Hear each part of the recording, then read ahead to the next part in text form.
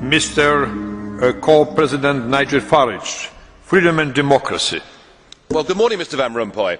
You've been in office for 1 year, and in that time the whole edifice is beginning to crumble. There's chaos. The money's running out. I should thank you. You should perhaps be the pin-up boy of the Eurosceptic movement. But just look around this chamber this morning. Just look at these faces. Look at the fear. Look at the anger. Poor old Barroso here looks like he's seen a ghost. You know, they're beginning to understand that the game is up. And yet, in their desperation to preserve their dream, they want to remove any remaining traces of democracy from the system. And it's pretty clear that none of you have learned anything.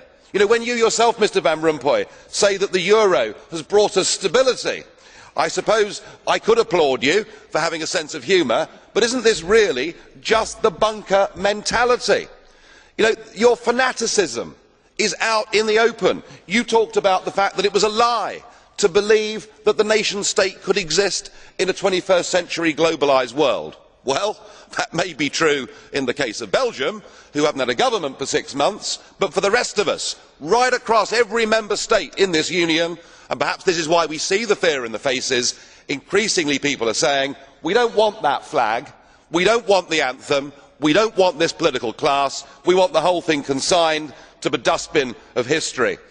And we had the Greek tragedy earlier on this year, and now we have the situation in Ireland. Now, I know that the stupidity and greed of Irish politicians has a lot to do with this. They should never ever have joined the euro. They suffered with low interest rates, a false boom and a massive bust. But look at your response to them.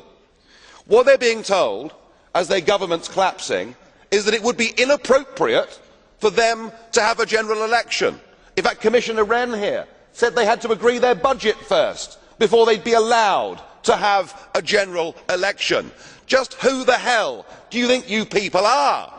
You are very, very dangerous people indeed. Your obsession with creating this euro state means that you're happy to destroy democracy. You appear to be happy for millions and millions of people to be unemployed and to be poor.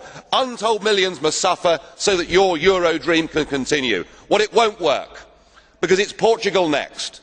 With their debt levels of 325% of GDP, they're the next ones on the list, and after that I suspect it will be Spain. And the bailout for Spain would be 7 times the size of Ireland, and at that moment all of the bailout money has gone. There won't be any more. But it's even more serious than economics, because if you rob people of their identity, if you rob them of their democracy, then all they are left with is nationalism and violence. I can only hope and pray that the euro project is destroyed by the markets before that really happens. Thank you. The next speaker, Madame.